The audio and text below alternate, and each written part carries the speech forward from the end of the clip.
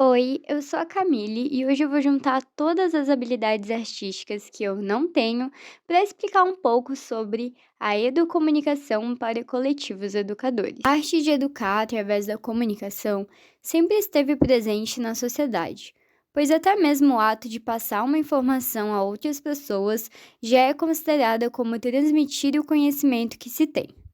Porém, apesar de sempre estar vinculado à sociedade, nem sempre esteve às escolas. Vou explicar melhor.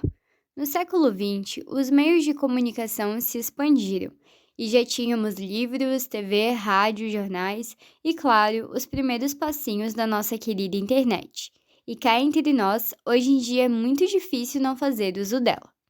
Como a comunicação estava evoluindo, alguns psicólogos e pedagogos, como Celestine Freinet, decidiram unir a escola a esse avanço e expor as crianças ao aprendizado por meio de técnicas que tivessem relação com a escrita, a observação em aulas externas e textos livres. Porém, a maioria das escolas no Brasil ainda eram tradicionais e não acataram tais sugestões de ensino. Na segunda metade do século, ainda tinham as pessoas que encaravam a mídia como impacto negativo na educação dos filhos, e outras que diziam que o conhecimento através da comunicação social era de grande importância. Foi nessa época também que começou a implementação da comunicação nos coletivos educadores, para tentar de alguma maneira universalizar esse meio de aprender através de campanhas educacionais e também inserir as políticas públicas de educação ambiental. Então, diante de tudo isso, nos anos 80, o termo educomunicação foi finalmente colocado em jogo e atribuído ao argentino escritor Mário Capon. Ele definiu inicialmente esse termo como educação para los medios, que quer dizer educação para as mídias. Em outras palavras, comunicação educativa. Ele descobriu que a educação poderia ser feita através dos meios de comunicação. Inclusive, ele até mesmo criou um programa de rádio educativa. Entretanto, apesar do conceito de educomunicação ainda ter relação com as ideias do escritor, com o passar do tempo, o sentido do termo foi expandido, e agora conta não mais com apenas a ideia de se ter educomunicação nas escolas, com os meios que já foram citados, mas também debates, pesquisas e trabalhos. Tá, mas o que isso tudo lembra? A universidade, a qual forma e prepara profissionais conscientes para o mundo. E como diria o professor Ismar Soares, atuante na Universidade de São Paulo, sim, a educação ambiental também tem relação com a educomunicação, já que educar ambientalmente não é totalmente um ensino tradicional e nem somente da comunicação, mas sim uma junção de ambos. Além de que envolve muitas disciplinas e propaga o ensino de inúmeras maneiras. Segundo Soares, a educomunicação tem alguns objetivos bem pontuais quanto a propagar conhecimento, que se resumem em disseminar ensino para toda a sociedade e tornar as pessoas mais informadas. Agora, quais são as condições que podem nos garantir de que a ação comunicativa no ambiente educativo será aplicada de maneira eficiente, ainda mais com relação à educação ambiental na sociedade? Uma pesquisa realizada em 1998, com 178 países, deu a resposta para essa pergunta aos pesquisadores. Ficou claro que para a educomunicação ambiental funcionar precisa de uma gestão que incentive a visão da educação ligada à cultura, comunicação e meio ambiente. Essa visão tem como objetivo fortalecer as relações sociais, ampliar o diálogo e ensinar a educação ambiental de uma maneira além da escrita e da fala, envolvendo imagens e sons. O segundo ponto é ter em mente a formação de indivíduos críticos que possam, através do aprendizado comunicativo, acatar a visão de análise e cultura e expor suas próprias opiniões com embasamentos sólidos. E o terceiro ponto, o uso da mídia para mobilizar a comunidade.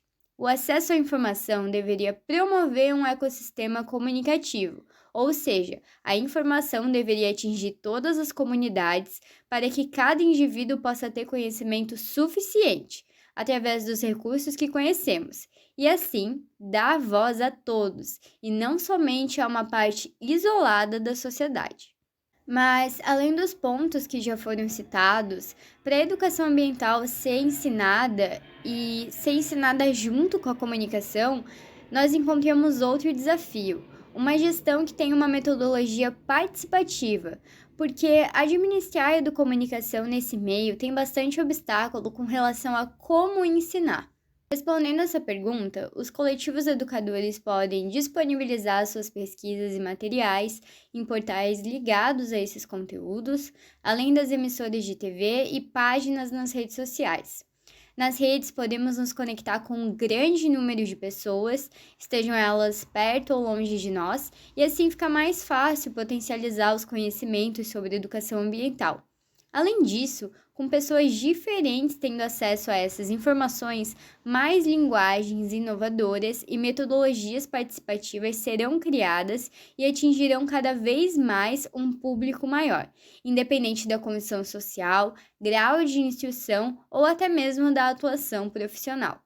Por exemplo, o que você usa para ensinar educação ambiental para uma criança talvez não seja o meio mais adequado para ensinar um adolescente. Por isso, são necessárias metodologias diferentes, porém amplas.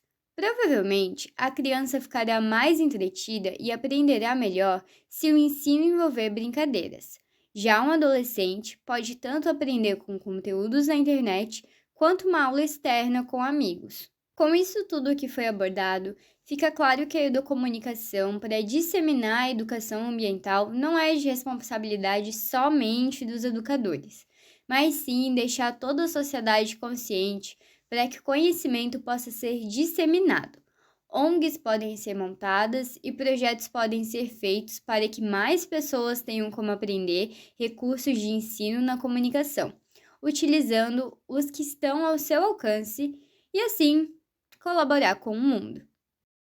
Esse trabalho foi baseado no livro Encontros e Caminhos, Formação de Educadores Ambientais e Coletivos Educadores, volume 1, capítulo escrito por Raquel Triage. Como durante o trabalho eu falei sobre novas metodologias de ensino e inovações de explicação, eu decidi trazer uma explicação um pouquinho diferente, que foi com base em desenhos.